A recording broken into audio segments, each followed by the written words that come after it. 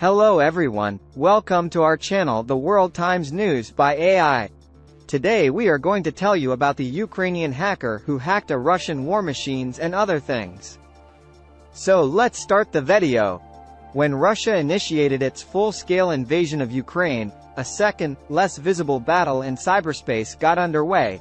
The BBC's cyber correspondent Joe Tidy traveled to Ukraine to speak to those fighting the cyber war, and found the conflict has blurred the lines between those working for the military and the unofficial activist hackers. When I went to visit Alexander in his one-bedroom flat in central Ukraine, I found a typically Spartan setup common to many hackers. No furniture or home comforts, not even a TV. Just a powerful computer in one corner of his bedroom and a powerful music system in the other. From here, Alexander has helped temporarily disable hundreds of Russian websites, disrupted services at dozens of banks and defaced websites with pro-Ukraine messages. He is one of the most prominent hackers in the vigilante group, the IT Army of Ukraine, a volunteer hacking network with a Telegram group nearly 200,000 strong. For more than a year, he has devoted himself to causing as much chaos in Russia as possible. Even during our visit he was running complex software attempting to take his latest target, a Russian banking website, offline.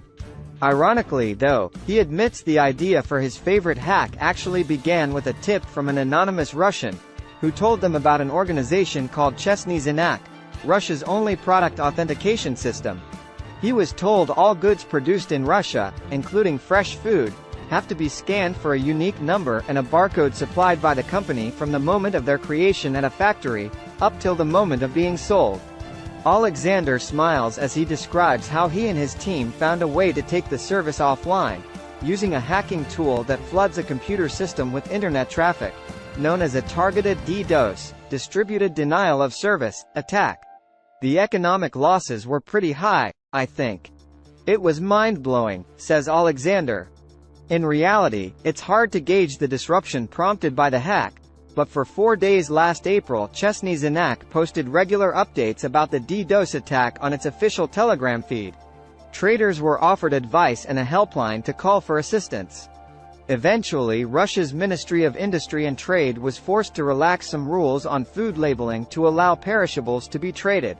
More recently, around the first anniversary of the invasion, Alexander joined a team of hackers, called One Fist, to hijack Russian radio stations and broadcast the sound of fake air raid sirens and an alert message telling citizens to take shelter. "We feel ourselves like military," says Alexander. "When my country calls me to pick up a rifle I am ready, but hacking Russia now, I feel that I am helpful." Many experts predicted that people like Alexander, hacktivists, might play a part in the Ukraine conflict, but the scale of the activity has come as a shock, with hacker armies emerging on both sides. Officially Ukraine is defending itself from cyber attacks, aided by Western cyber military teams and private cybersecurity companies, funded by millions of dollars in donations. But unofficial links are also beginning to emerge between vigilante groups going on the offensive and carrying out criminal attacks and military officials. On both sides, lines between targeted, state-sanctioned cyber attacks and ad hoc vigilante hacking have been blurred. The consequences could be far-reaching. On a visit to Ukraine's cyber defense HQ in Kyiv, officials claim they have evidence that the Russian hacktivist gang, Killnet, which has a Telegram group of nearly 100,000, is working directly with the cyber section of the Russian military. These groups, like Killnet or the Cyber Army of Russia, started off carrying out DDoS attacks, but have since recruited more talented and skilled people, says Viktor Zora, deputy chairman of the State Service of Special Communications. He alleges the groups have consultants from the Russian military and are now capable of launching sophisticated cyber attacks. Russian commanders are uniting all of the hacktivist groups and activities into a single source of aggression in cyberspace against Ukraine and its allies, he claims. The link would be problematic for Russia if proven. Since the invasion, Russia has been relatively targeted in its cyber attacks, sticking to Ukrainian targets that are loosely linked to the war effort. But Killnet has called for and carried out disruptive, albeit temporary, attacks on hospital websites in both Ukraine and allied countries. The Geneva Convention rules aim to limit the savagery of physical wars, prohibit such attacks on civilians. But there's no Geneva Convention for cyber warfare. The International Committee of the Red Cross argues that existing codes should apply, so targeting hospitals, for example, would constitute a breach. The fact that hacker attacks are being carried out on NATO countries could also trigger a collective response if they caused serious harm. The Russian government did not respond to requests for comment from the BBC, so instead, we went directly to Killnet's leader, who goes by the moniker Killmilk. Killmilk refused to take part in a face-to-face interview, but after weeks of messages on Telegram he sent video responses to our questions, before breaking off communication. In his recordings, Killmilk boasts that the hackers devote 12 hours a day to Killnet. I see no equal in the world to Russian hackers. Useless and stupid Ukrainian hackers cannot succeed in confronting us, he says.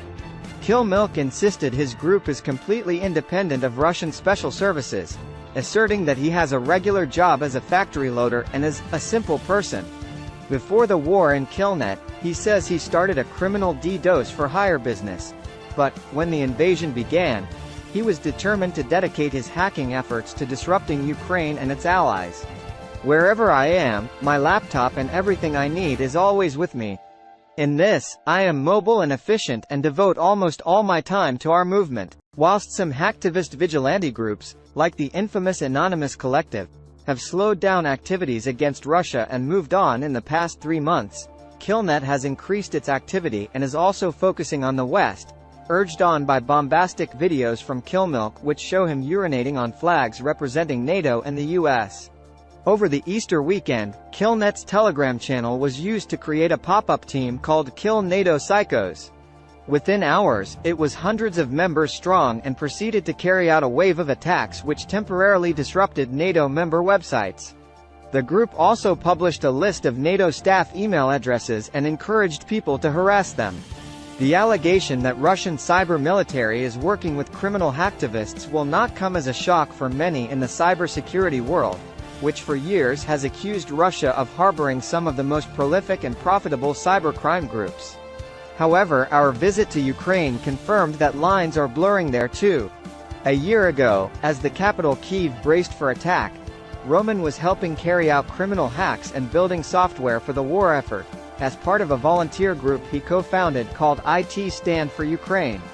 But now, he has officially been recruited by his country's cyber military. We met in a park near his training headquarters in the city of Zhytomyr, 2 hours west of Kyiv. As a vigilante-turned-military man, Roman has a unique perspective.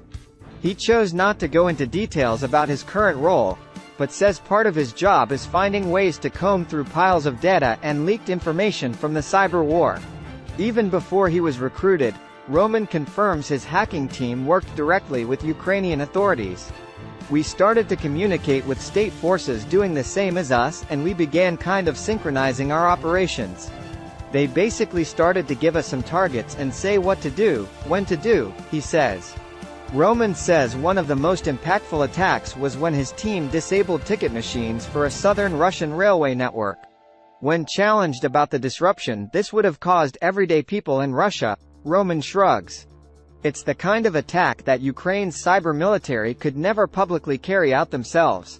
Since the start of the full-scale invasion, Ukraine has been at pains to present itself as the defender, not the attacker. Could Ukrainian cyber commanders be using vigilantes to stretch the front line of the conflict into the Russian state? Mikhailo Fedorov, Ukraine's deputy prime minister and minister for digital transformation, is responsible for the department which controversially set up the Telegram group for Alexander's IT army of Ukraine. Since then, the government claims to have had no involvement in the hacktivist network. Mr. Fedorov denies accusations he is encouraging offensive attacks against Russian civilian targets. But he said he is confident that Ukraine has the moral right to do everything it can to protect the lives of our citizens. I think that in a year of the full-scale war, Ukrainian hackers have shown that, despite such an invasion, they operate ethically enough, and do not cause excessive damage to any subjects besides the ones of the Russian Federation that are involved in the war, he says. But Ukrainian hacktivists are not just hacking the Russian war machine. Despite the Ukrainian army not condoning the targeting of institutions like healthcare, hacks are being organized to cause as much disruption as possible to the Russian people. One of the coordinators of the IT Army of Ukraine, Ted, proudly showed us his collection of angry comments from ordinary Russian customers who have experienced disruption as a result of their activities. His website includes a hacker leaderboard. I asked whether his group could be gamifying criminal hacking, and whether this created a danger of escalation. Talking from the standpoint of Western laws, I think, yes, there is a danger of gamification of illegal hacking. But what we need to realize is that when war is coming to your country, there are no good ways or bad ways to fight. Some predict the severity of attacks will increase from Russia as it struggles on the physical battlefield. Ukrainian officials say the worst attacks are not coming from hacktivists, but from the Russian military, which is coordinating cyber attacks with physical attacks on targets such as energy grids. Back at Ukraine's Cyber Defense HQ, Mr. Zora says Russia has so far failed to deliver the kind of cyber attacks that experts feared. But that's not due to lack of effort, and their attacks would be more disruptive if Ukraine was weaker. Some sources have also told me that Ukraine has been worse affected by Russian hackers than its commanders are admitting. As with all aspects of war, the fog of war is hard to penetrate, and that's especially true in cyberspace.